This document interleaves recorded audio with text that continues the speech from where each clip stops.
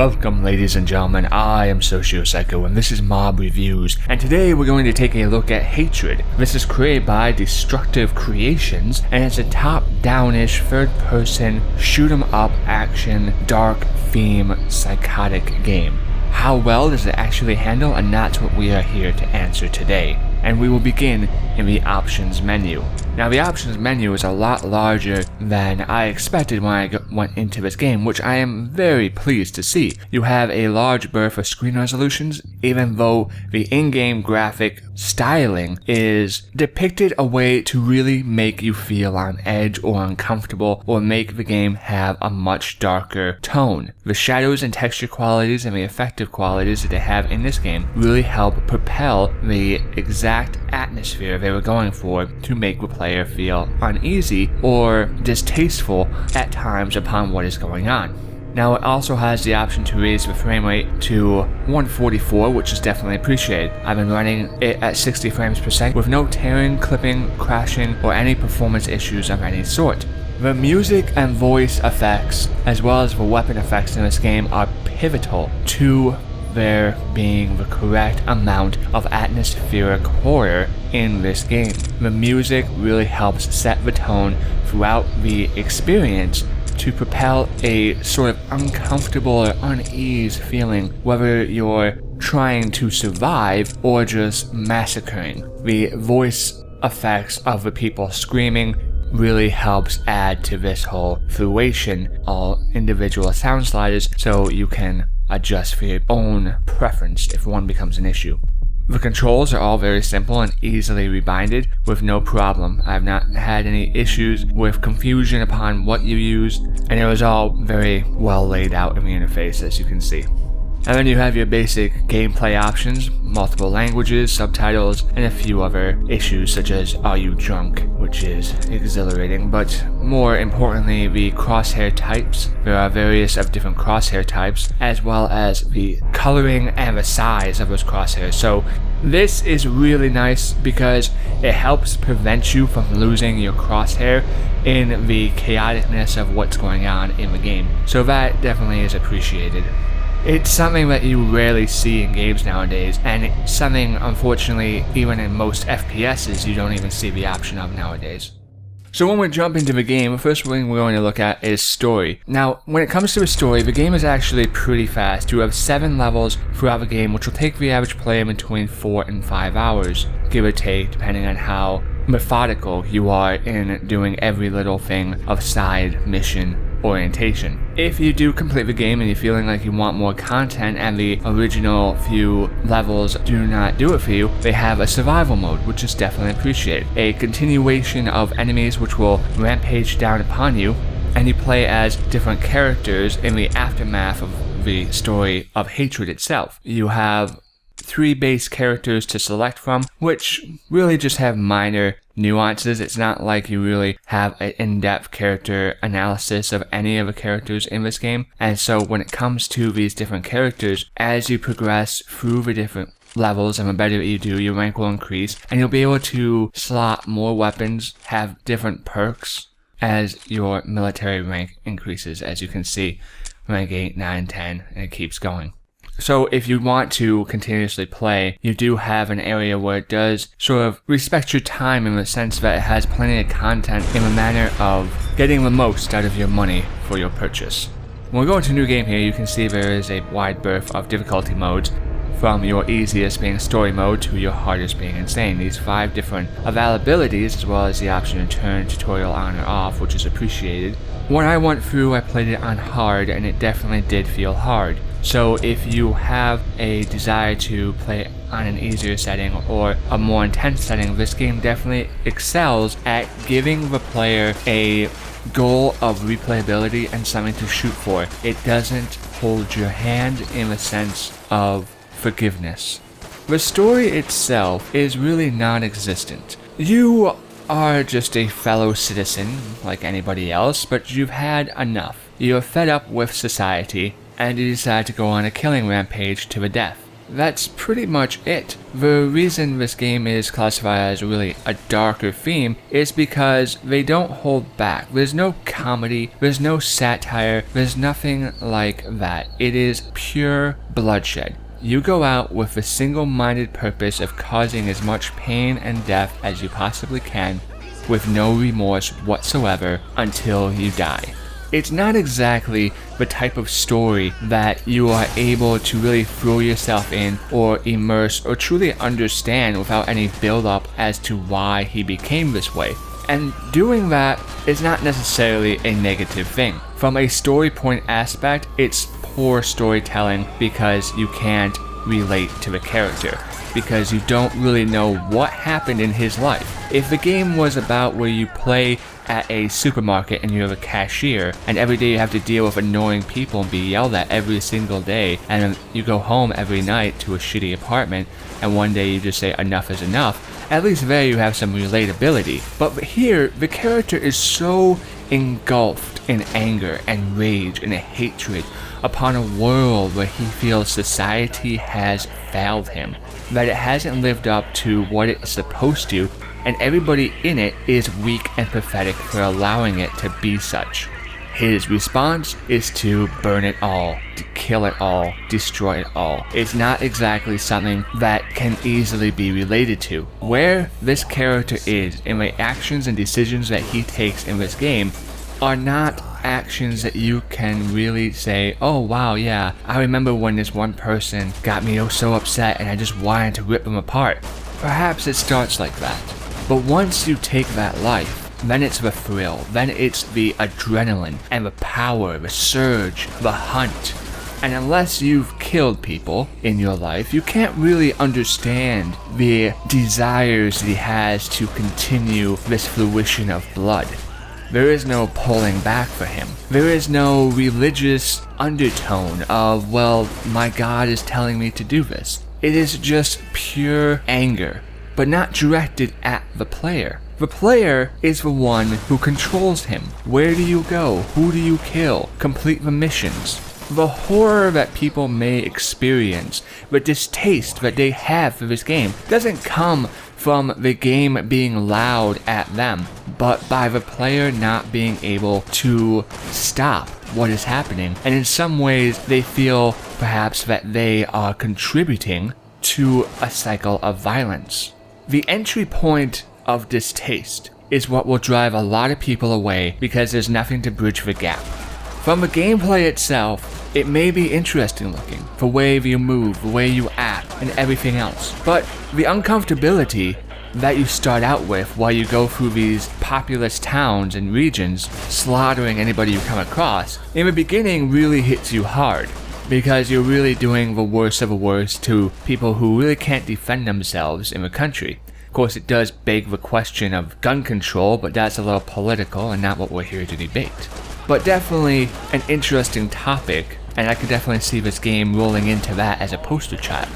But as the game progresses throughout, and you go from the shopping centers to the neighborhoods into more of the military-held regions, where you're not fighting now necessarily the innocents, but you're fighting soldiers and other people who can defend themselves to a point, it doesn't feel as wrong or as horrific. Out of all the games that we experience and all the games that we play upon where we kill enemy soldiers, it's not that we're conditioned, but the perception of how we look at the world at the later end of the game, upon where it feels less about us doing evil acts for the evil itself, the enjoyment from it, and more about the single-minded mission to cause as much havoc that is glossed over by the fact that you are fighting more threatening opponents who can easily destroy you. There's really not anything in the game beyond the killing itself that is an emotional streamer. There isn't any sort of situations where you come across a room and there's a guy raping a chick and you have to think emotionally, wow, should I just walk away because I really don't care, or should I kill them both just for the enjoyment of it? It's not even that complex. It is just kill, kill, kill. But that doesn't mean that that is a bad thing. And if the game is done correctly, if the individual playing is able to get past those uncomfortable moments in the beginning of the game, the unease or disgust even depending on the person, then you'll actually get to see some of the beauteous design that the game has to offer. Such as the weapons. The weapons carry actual weight. Whether it be a handgun with a fast recoil and reload speed, a shotgun with a heavy hit and a wide spread, there are a few minor things that I would have liked to see implemented into the weapons, such as maybe a little bit more of a upgradable system upon the character where your weapons and reload time and everything else can increase, in tying you or giving you at least some sort of connection with the player. Now, you will not have the same mentality mentally with the player, but if you're able to upgrade your weapons or at least establish them through becoming more powerful somehow, which there is not, it would have allowed some sort of measure of connectivity with your character because you would have wanted to get your weapons more powerful so you could survive, a baseline element of survival. Unfortunately, the game really falls short in that area of survival, because while you do have a multitude of weapons, and some later on really have good range, such as the assault rifles, the enemies will eventually shoot at you from off the screen. They will horde you in a multitude of fashions, and there's no real way to thin them out with ease. Is it overwhelming? Yes, and it's supposed to be. And if you play it on harder difficulties, well, that's what you're looking for, that's what you're hoping for. Just because it's hard doesn't mean it's bad. The weapons feel heavy, they feel good. There's sometimes a little confusion in the crosshair, even though you have the availability to change it. The way some of the rubble or the environment gets in your path, it can be a little hard at times to shoot exactly where you want to, such as shooting outside a window. Yes, you can do it, but it takes a little bit more effort because the window has to break and there's a certain angle, and sometimes it's just not a quick thing.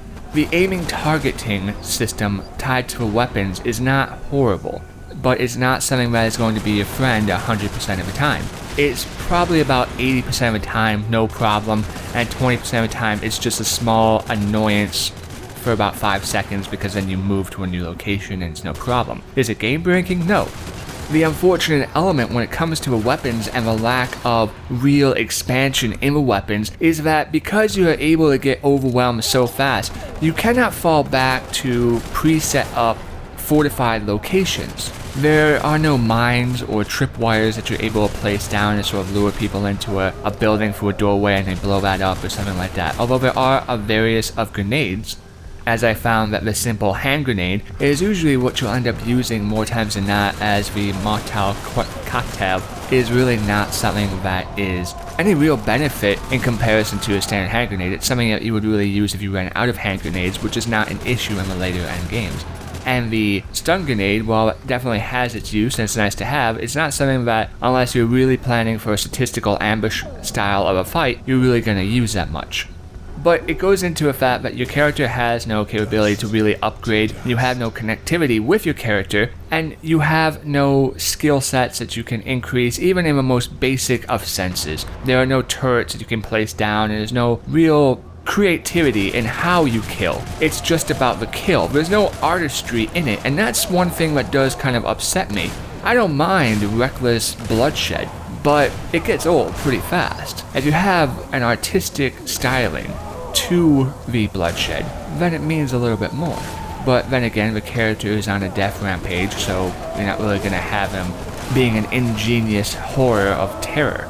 But it's these small, minute things in the weapon systems that, while the weapons may feel heavy, there are definitely some recoils of insufficient power or capability in dealing with the vast amount of enemies that you come across.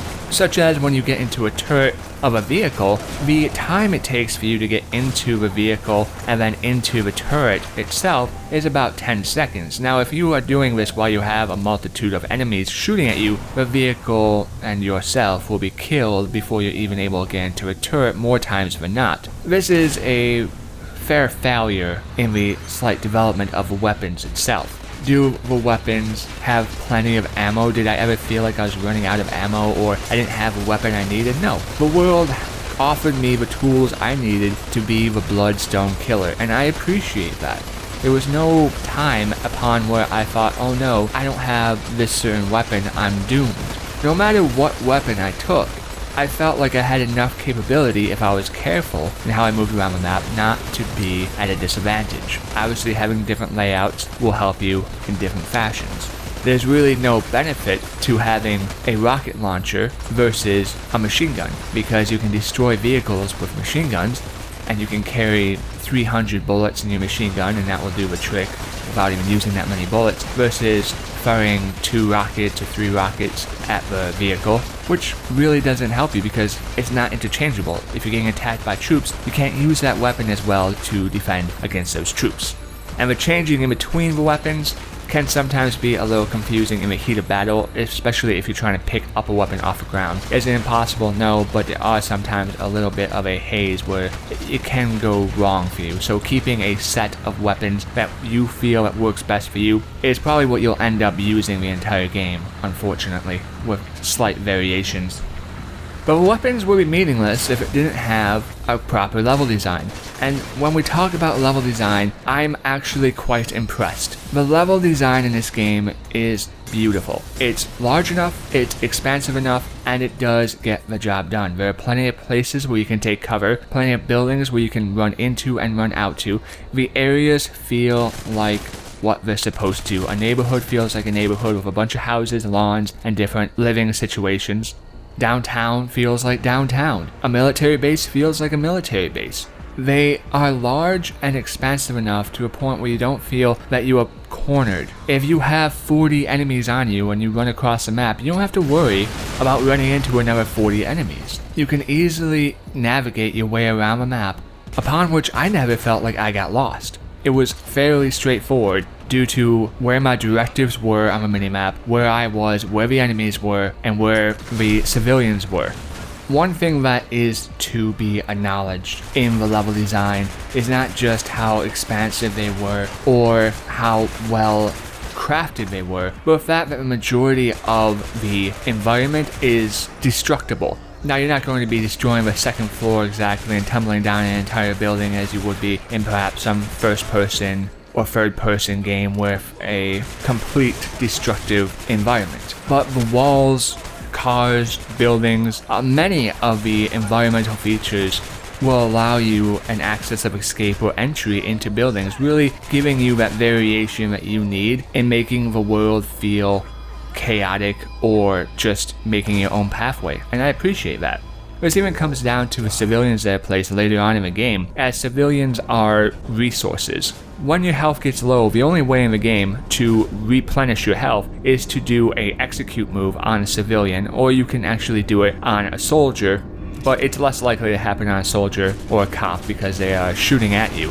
Doesn't mean it doesn't happen, you'll get them plenty, but if you hold off or keep civilians caged in certain areas and you know where they are later on when you need to run back and get some health from them, you're able to. Civilians become more of a resource towards the end of the game as your means to fight against the army, rather versus the beginning of the game where it's just slaughter as much and as many civilians as you can in any way you can. So the game does take a twist from psychologically even, making the civilians meaningless more or less in the beginning of the game and kill towards the end of the game, where civilians, maybe you don't want to kill that civilian just yet because now he is more valuable to you as a resource medkit rather than just a stain on the wall. This switch in the design of the game itself is really why in the later end stages when you're fighting more military forces that are an army against you, it feels less evil because you are fighting for a cause, even if it's not one you agree with, but you have this mentality of worthy opponents standing in your way. So it's less about just slaughtering the innocent and more about enjoying the thrill of a hunt or the challenge of a fight as the player yourself. Which brings us to the dark nature of the game. There is no kidding yourself that this game is anything but dark. It is mature rated plus. If you cannot handle the uncomfortability of even what you're being seen, playing it yourself is probably not going to go over so well for you. The game by itself and its nature of the game is not necessarily something that is so graphic or grotesque that it makes you just question why would anybody even do that, or why is such violence even allowed in the world. What it does have, though, is the basic uncomfortability level that is triggered by you being alive. Because you say, that looks painful, that could be me, that could happen in this society, especially if you live in America where we have every couple months somebody going on a shooting rampage. The last thing you really want is to be one of the civilians walking down the road with this guy coming at you, and that's really what this makes people feel the most uneasy about it, because you get to control the mass murderer in a non-caring, unremorseful bloodbath who doesn't even care about his own life. It's not terrifying in the sense of, oh, I peed myself, but more in the sense of morality. Why would this happen? Why is this allowed? Definitely not something that you would hand off to your mom, most likely, and be like, here, why don't you play this? Like it or not, playing as this character and seeing the evil that he depicts, the actions that he takes, is not something that the developers should be damned for. This is actually nothing more than a window into a realization of what is truly alive in the world we live in. If this game disgusts you, it's not necessarily the developer's issue because they created it, but more the art from which they copied it from, real life. So at the end of the day, how well does it handle? Well, performance-wise is great. Content-wise, terrific. You definitely get your money's worth if you are an achievement hunter and a completionist. If you like top-down shooters like this, and you love achievement hunting, you love to do every side quest, you want to see how maybe fast you can do it, or how proficient you are or can be, and you want to do the survival mode in the same manner, how long can you survive, then absolutely. There is a multitude of content for your money's worth. The weapons feel heavy and good, plenty of ammo. Really, when it comes to the controls and movement, the only issues I have with controls and movement is sometimes that the vehicles will get stuck really stupidly. Getting into a turret takes longer than it should, and that can be fatal. And sometimes when you blow a wall or you are trying to move around a corner, you get stuck on the objects in the world. It's more of a fobble, not really a disaster most times, because you're trying to get through a door or some variation, and due to the shadow quality of the game and the movement and the camera of where you are, you're not exactly getting through the door with as much ease as you perhaps would have liked. It doesn't mean that the movement of the character is necessarily bad, but sometimes it just feels cluttered, or when you destroy stuff that shouldn't be there, it still acts like you can't go through it. It doesn't have this exact ease of access through some parts, but it's about like a 70-30 in its happenings. It's not game breaking. When it does happen, it's inconvenient, but it doesn't last so long that it's really detrimental most of the time. The story and theme of the game, like I've covered before, it's dark, you know it's dark, and it's gritty. It's in your face, it's loud, and it's extreme, and that's what it's meant to be. The entire purpose of the game has been fleshed out to be exactly what it needs to be, very well done. So when all is done and said, I can recommend this game. It is one of the best top-down shooters I've played.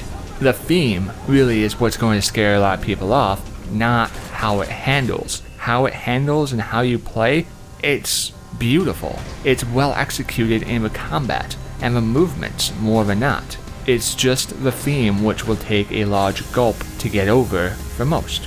Ladies and gentlemen, I've been SocioPsycho, and I hope this has been helpful to you, and I'll see you next time.